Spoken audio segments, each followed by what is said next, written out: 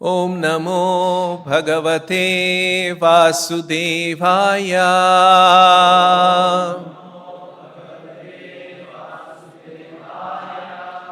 Reading from Srimad Bhagavatam, Canto 5, Chapter 5, Text number 27. Mano vacho drukkarane hitasya Sakshat kritam me paribarhanam hi Vina pumanyena mahavimohat Kritanta pashanna vimoktumishe.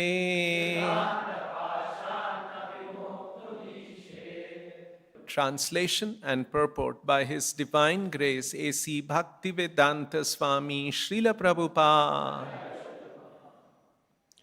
The true activity of the sense organs, mind, sight, words, and all the knowledge gathering and working senses is to engage fully in my service.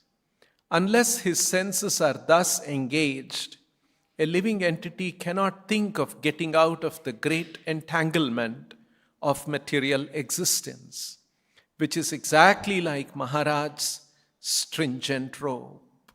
Purport by Srila Prabhupada.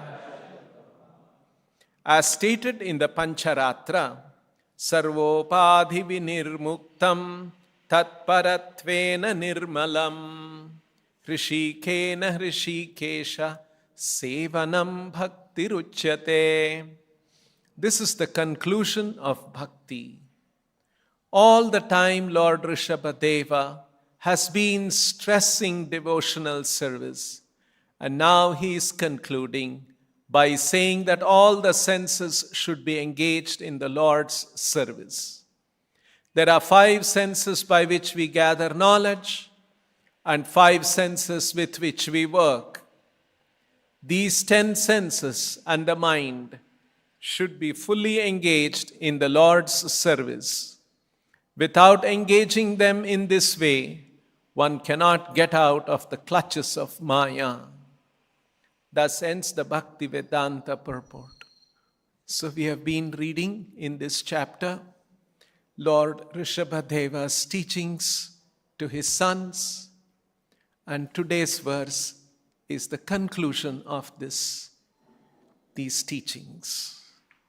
Next verse onwards, it is Sri Shuka Uvacha. And so, we should expect there is a conclusive statement after giving so many instructions to his sons. And what is that concluding statement? Mano vacho drukkarane hitasya sakshat kritam me paribarhanam hi. Sakshat paribarhanam me paribarhanam. Paribarhanam means to worship, to offer service, to offer adoration. And sakshat paribarhanam, directly, fully. And whose paribarhanam? Me paribarhanam.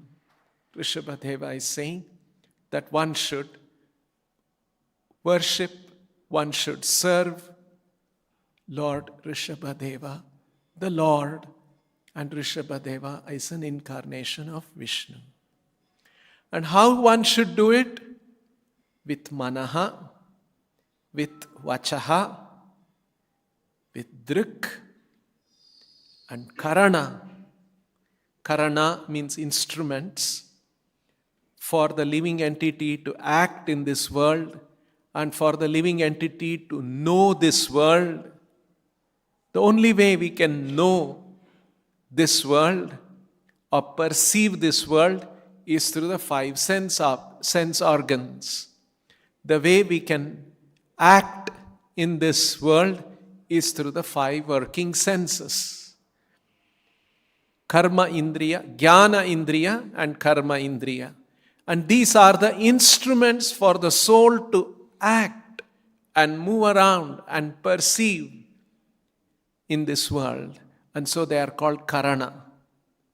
So, manaha, mind, vachaha, words, drik, sight, karana, instruments of knowledge and action, ihitasya, their activities, ihita, of all activities. And Prabhupada says, of all activities for maintenance of the body, society, friendship, and so on. All of them should be engaged, me paribarhanam, should be engaged in my service, in my worship. Why? What is so special? Vina puman, if you do not engage your mind, words, sight, or instruments of knowledge and action directly in the service of the Lord, vina puman, yena mahavimoha. Very strong word is used. Moha means illusion. We will be put into illusion. You won't see the right thing. You will see a rope for a snake and snake for a rope. Imagine you look at something and you think, oh, it's a good rope. I was looking for a rope, and you grab it. It's a snake. So can you imagine what happens?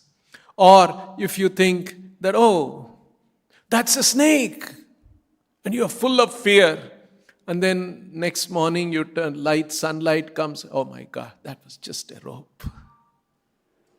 You see? A snake, a rope and a snake example is given for illusion because it can be lethal, it can be fatal, or it can induce full of fear unnecessarily. So, this is moha. And whenever the word moha is prefixed with vimoha, V is a visheshataha moha. It's an intensifier. And here, not only vimohat, a further intensification, mahavimohat, even further. Mahavimohat, vina puman, if we don't serve the Lord, there is no hope for vimoktum, to be freed. Muktaha, vimuktaha, completely freed. Vimoktum, maha vimohat, vimoktum ishet, can come about, which is just like krutanta pashan. Krita anta. Krita means to do, to be done or done. Anta. We do so many things in our lives. Everything will come to an anta, at death. Right? So many big emperors, they conquered many kingdoms, and then all their efforts suddenly comes to a halt. Krutanta. So that which ends everything, krutanta, it refers to Yamaraj. He puts an end to all our activities. And he has a pasha. He has a rope. It's not a physical rope, although in drama we show a rope. But it's not a physical rope because it's a rope by which he captures the soul. So it's a very subtle rope by which he binds the soul. So, Krutanta Pashan. So, this Mahavimohat Krutanta Pashan. So, unless his senses are thus engaged, a living entity cannot think of getting out of the great entanglement of material existence, which is exactly like Yamaraj's stringent rope. Just like no one can get freed from Yamaraj's stringent rope, in the same way, no one can get freed from this great Mahavimohat Vina, unless one me paribarhanam, unless one renders service, devotional service unto me. So, the true activity of the sense organs, very nicely Prabhupada is translating. What is the true activity of the sense organs? Either for getting knowledge or for acting. Karana. Mind, sight, words, mano, vacho, mano, drik, vacho, and all the knowledge gathering and working senses, karana ihitasya, is to engage fully in my service. Fully, sakshat kritam, me paribarhanam. Fully, directly engaged in me paribarhanam, in my service.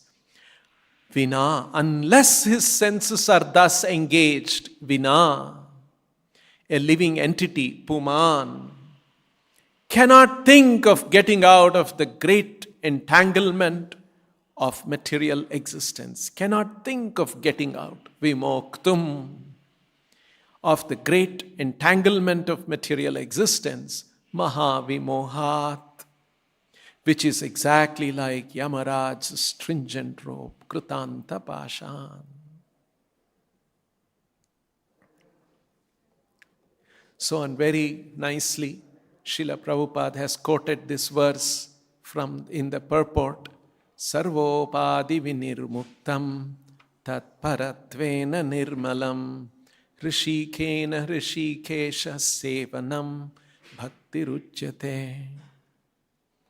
Isn't this one of the first things that we learn in Krishna consciousness? When some devotees come, when some young boy, somebody prospective devotee comes to our temple, what is the first thing that we all try to do? To engage him in chanting or to do some service. Isn't it? We tell him to chant, or we tell him, can you do this service? Can you wash some? We're having some kalasha to be made. Can you do this kalasha? Can you do this? Or something. That's the first thing that we engage, isn't it? We are following what Rishabhadeva is teaching in the Bhagavatam. Just see how Srila Prabhupada has made this institution. That was one of the first things that I learned also, I remember when I was coming from the college. First thing that I learned when I came to ISKCON was, we should do some service. Some opportunity is there to do service. We must do. Service, serving the Lord. I remember I used to come in a bicycle to the temple. The temple was in west of Cord Road. And then I used to do some class, and sometimes they would give prasadam. So one devotee came and asked me, Prabhu, can I use your bicycle? I want to go nearby somewhere. And I said immediately, please take. You please use my bicycle in the service of Krishna.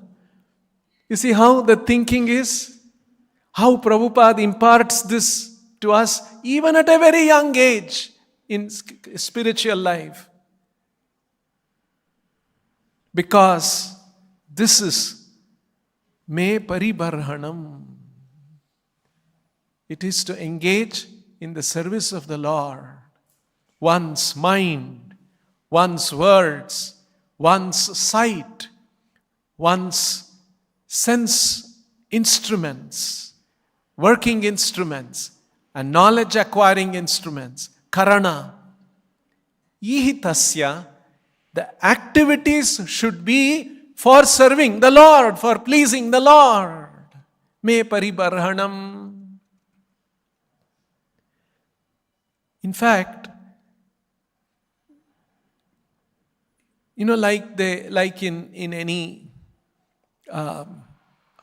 operational process, they say you should find an optimized path.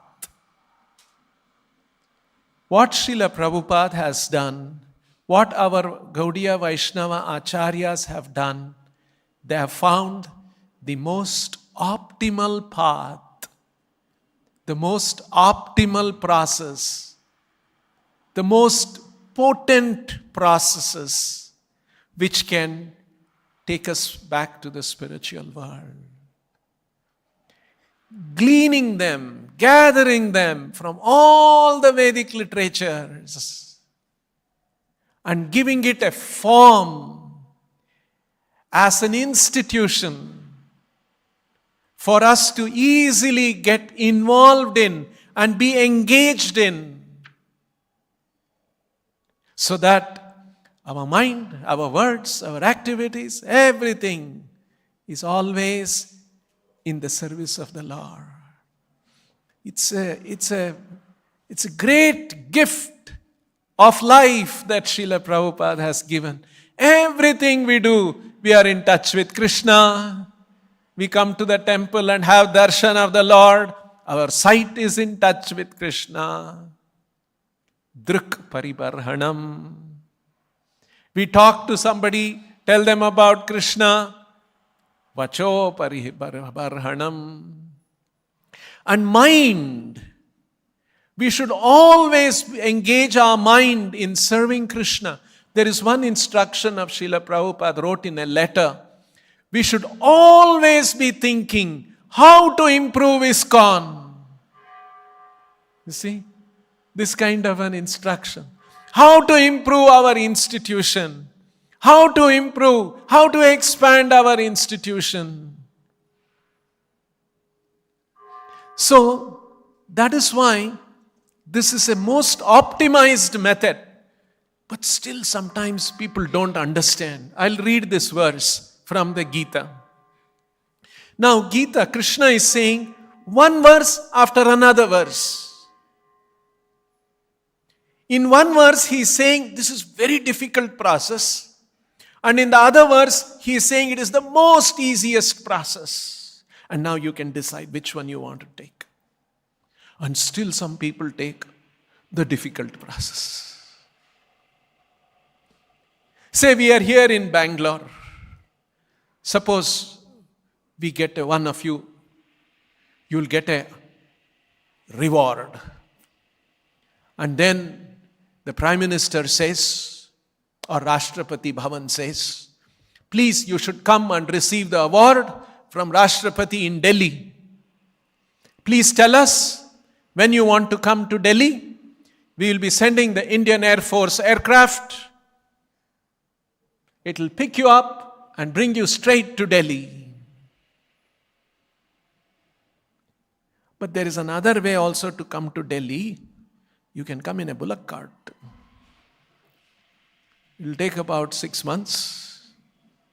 By the time you reach Nagpur, you have to rush to your hospital and see if your back is all right, legs are all right.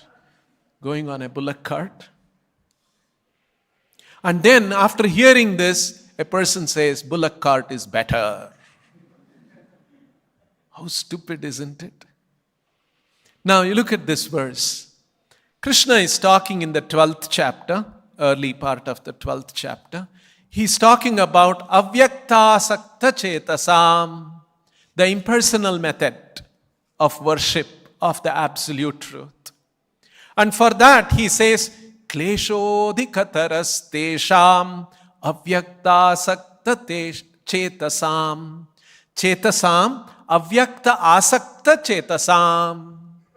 When one's mind, one's consciousness is attached to avyakta, unmanifest, impersonal, such a path, klesha adhikataraha, klesha, difficulties, adhikataraha, Very difficult. Kleshodhikatarastesham avyakta sakta chetasam avyakta hi gatir.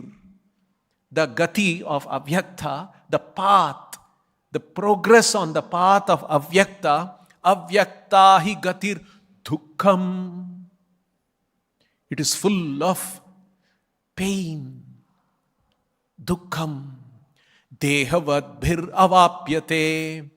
This avyakta gatir avapyate, in order to take the path and achieve the path of self-realization through avyakta gati, for the dehavadbihi, dehavat, for those who have a body like us, dukkham. This is what he is saying. And in the next verse, Krishna contrasts that.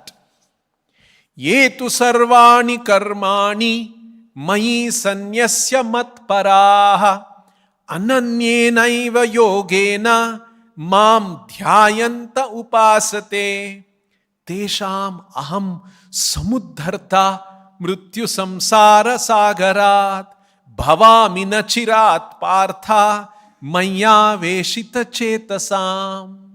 There is another way where sarvani karmani mayi sanyasya.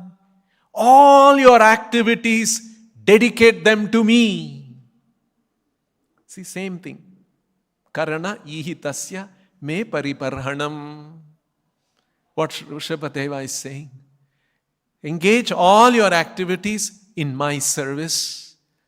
Sarvani karmani mayi sanyasya. Sanyasya is to give up. Sannyasa is to give up. Give up all your activities, meaning all your activities meant for serving, not for my own activities. Mat paraha, fully dedicated to me, focused on me. Ananyenaiva yogena. This is one more thing that Krishna demands. No other activity. No, I will do my own lusty activities, and also I will do that. We can do, of course. But Krishna's recommendation, expectation is ananyena, unalloyed, undeviated, single-minded. Because we have no other existence other than as a servant of the Lord. Just like somebody is working in a job, 9 o'clock to 5 o'clock. At that time, he's going to get a salary for that. Good salary, all that. So he has to be fully dedicated to the office or the institution, isn't it? Because he's got a chair, he's got salary, he's getting all the facilities, there's a car that brings him to the office, all facilities provided by the organization. He must give his time to the organization. At least those 8 hours, his identity is as an employee of the institution. In the same way, our identity is fundamentally nothing but an amsha of Krishna, and we must be serving him. No other identity has any value, has any substance other than the identity that I am a servant of Krishna. That's why you see how in our sampradaya, in the Shastra it is said when you take Diksha, you must get a Namakarana. You must get a name, a new name. And in our sampradaya, what is that Prabhupada gives? Everybody gets a name, Dasa or a Dasi, to tell us that I am a servant of Krishna. You see how it is? In every way, Srila Prabhupada has designed the life of spiritual life in his institution, in every way to remind us of the highest conclusive truths of the Shastra. This statement, what we are reading of Rishabhadeva, is a conclusive statement. Conclusive statement is, we must serve the Lord with all our mind, with all our words. And he is saying, if you do this, ananyenaiva yogena mam dhyayanta upasate, in this way, upasate, upasana, you do upasana of me without any deviation, what happens? Tesham aham samuddharta mrityu samsara sagara. This is a sagara, ocean, mrityu samsara. This world, life of birth and death is an ocean. And we are battling in the ocean. However expert one may be, expert swimmer one may be, if he is in the ocean, can he safely swim across? Yes, he can swim. He has to cross about 400 miles. Who can swim 400 miles? So Krishna is saying, Aham samuddharta. I will come and pick him up. That's why when Srila Prabhupada was guiding disciples to make paintings, you know the painting that devotees made for this? There's a man in the ocean and Vishnu has come in his Garuda and he's picking him up. Remember that painting is there? You can look up later on. So Krishna will, and he's saying, Aham samuddharta. I become the swift deliverer. Bhavami nachirat. Not that slowly it will happen. Bhavami nachirat. But one thing that is expected, maya veshita chetasam. Our chetana should be mai aveshitaha. Fully engrossed in Krishna. Maya veshita chetasam. So, for them, I become the swift deliverer from the ocean of birth and death. So, Krishna is giving this contrast. You can come by bullock cart, 6 months. Kleshodikatharastesham avyakta saktas chetasam avyakta hi gatir dukkham. Or aham samuddharta. See how contrast Krishna is making. And hence, the path of Krishna consciousness that Srila Prabhupada gives, the Chaitanya Mahaprabhu gives, is the swift method.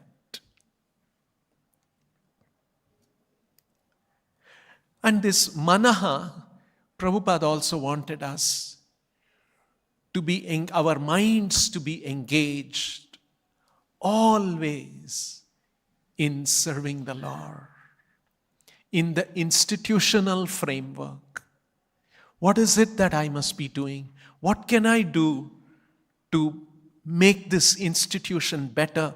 Make this institution serve humanity better? So we can't be, suppose in a building requires constant maintenance. So sometimes our buildings, our temple buildings also require constant maintenance. And we should be very alert. Because this is Krishna's temple. We can't be negligent. What can be fixed? How it can be improved? Everyone should be alert. Because this is Krishna's temple. So, in this way, our mind absorbed in our service. How I can improve my service. Not spaced out in some other world. We are in some other world, in our own world. Oh, by the way, I'm in the temple also. I have to do some service. So, there is a certain kind of a commitment. There's a certain kind of a dedication. There is a certain kind of an absorption in the service of the Lord that is expected of us. That is maya veshita chetasam. So, in this way, paribarhanam, me paribarhanam. In this way, we should be engaged in the service of the Lord. And if we don't do this, Mahavimohat. This expression, Mahavimohat, Rishabhadeva has used, Srimad Bhagavatam has used, Vedavyasa has composed it and he has captured it in this way. Because we should not underestimate.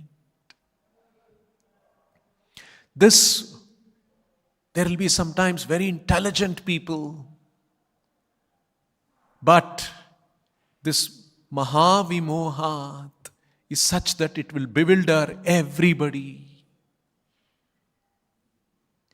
This also Krishna explains how this bewilderment happens for the living entity.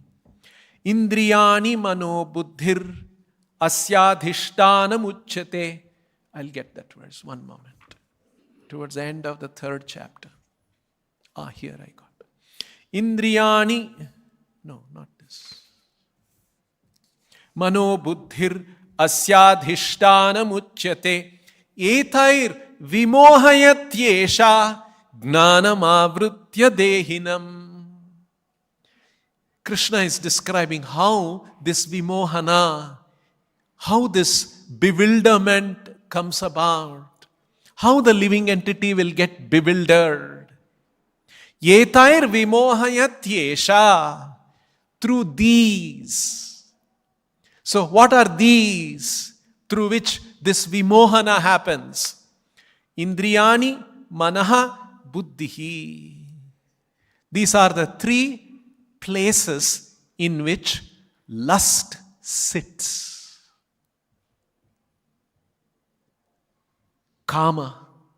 Lust sits in Indriya, Manaha and Buddhihi. These are the sitting places. Asya adhishtanam uchyate. Asya adhishtanam uchyate. Adhisthana means resting place. This is where you can find. Because Krishna in the previous verse, he is describing about Kama, lust. And he used a word in the previous verse. Avritam gnanametena gnanino nityavairina. Vairi means enemy. Vairi, enemy, is a war jargon. Isn't it? When you are in a battlefield, in a war, they are your enemies. And actually Krishna and Arjuna are in a battlefield. A battle is about to begin. So it's very appropriate. Krishna is using to Arjuna, warrior, this war jargon, and he's saying, this is the enemy. That Kama is the enemy. Then naturally the question Arjuna will ask is, okay, I will shoot the enemy. Where can I find the enemy? Here. Indriyani mano buddhir asya adhishtanam uchyate. Asya kamasya adhishtanam. Indriyani manaha buddhi asya adhishtanam uchyate. And yethair vimohayatyesha. Through these, Kama sitting in the senses, Kama sitting in the mind, Kama sitting in the intelligence, through this vimohayati, the living entity, we get bewildered.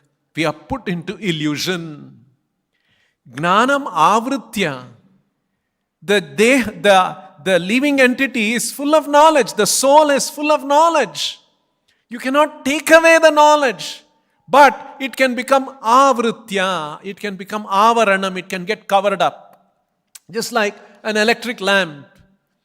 It has got filament or whatever that technology is to give light. And electricity is passing, and light is coming out. But for instance, I take a long black cloth and wrap it up. No light will come. Inside there is light, but nothing comes out. Gnana avaranam. The living entity is full of jnana. He is part and parcel of Krishna. He is Sat. He is Chit. He is Ananda. It cannot be taken away. But it can get covered up. And that covering happens by lust. Moment the living entity is captured by the desire to have a desire independent of Krishna, avaranam happens. Gnanam avritya dehinam. And so sometimes intelligent people, they will come to the conclusion, oh God, this, that. How is it possible? Yes, karma is sitting in the heart, in their brains also, in their intelligence also, and bewilder. It bewilders the living entity. We have heard about Stephen Hawking, right? A very brilliant scientist in Cambridge. Recently he died, considered to be one of the very, very brilliant scientists, brilliant minds. And he was nearly 75, 78 or 80, or nearly about 1 year before he died. Some reporters went and asked him, Professor Hawking, what are you busy with these days? What are you engaged in? They wanted to know what subject, what research he is doing. And he said, these days I have been wondering about something that has really struck me. And I have been wondering about women. How women can bewilder a man. So in other words, such a big scientist, elderly man, even he is caught up with what is this man, woman, and how this attraction works, and how man gets completely captured by woman. You see, the point is that this is a big attraction that even an intelligent man, and of course, he had his own life, personal life. So the point is that this is something, an old man, he should be thinking of God. Unfortunately, he's thinking of a woman and what is this woman attraction that is going on. This is what his mind is absorbed in and thinking about, and he's wondering. You see, in our culture, in India, we say, at this age, you must be thinking of Lord. You must be going to a temple. You must be chanting Vishnu Sahasranama or something like that. And not thinking about a woman. So the point is, sometimes we've come across very intelligent people, but they are caught up in very ordinary illusion of this world. That's the nature of material illusion. Mahavimoha. It can bewilder people.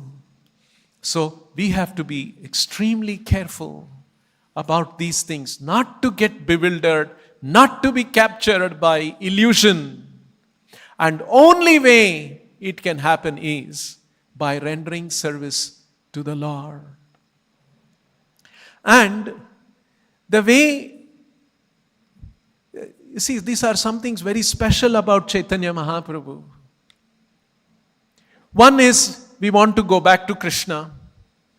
Another thing that comes out from the Shastra is that we must render service to Krishna. Paribarhanam. Sakshat me paribarhanam. We must render direct service to the Lord. And we must go back to the Lord. Now, after understanding these things, Chaitanya Mahaprabhu points out, you see, some of the things that Chaitanya Mahaprabhu points out, they're very unique contributions, but they are there in the Vedic literature. He's not creating something new. It's there in the Vedic literatures. So, but many acharyas have not read it that way. Even the Vaishnava acharyas not necessarily have read it that way, or even if they have read it, they did not emphasize it that way as Chaitanya Mahaprabhu emphasized.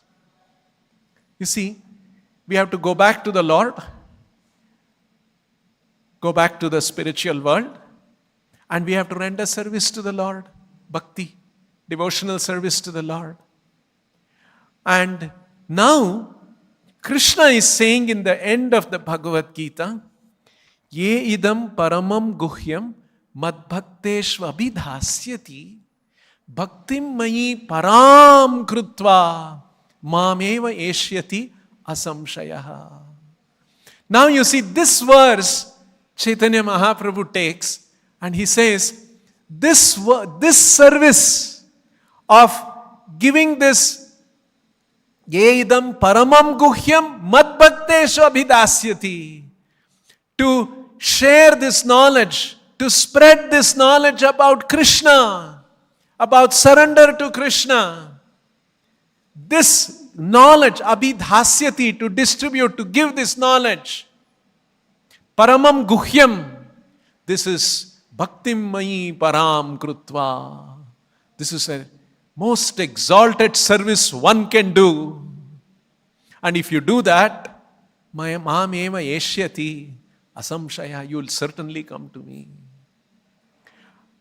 Chaitanya Mahaprabhu takes this verse and says, Yare dekho tare kaho Krishna upadesh.